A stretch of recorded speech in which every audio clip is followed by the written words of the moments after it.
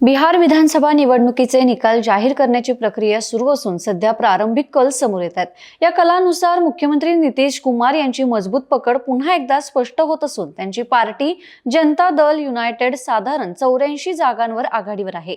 दरम्यान जेडीयूने सोशल मीडियावर नितीश कुमार पुन्हा मुख्यमंत्री होणार असल्याचा संकेत देणारी पोस्ट टाकली होती।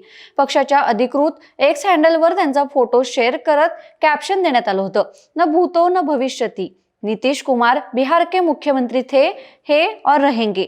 मात्र ही पोस्ट काही वेळानंतर हटवण्यात आली। यापूर्वीही पटण्यातील पक्ष मुख्यालयाबाहेर लावलेल्या पोस्टरवर एका समर्थकाने लिहिलं होतं, टायगर अभी जिंदा है।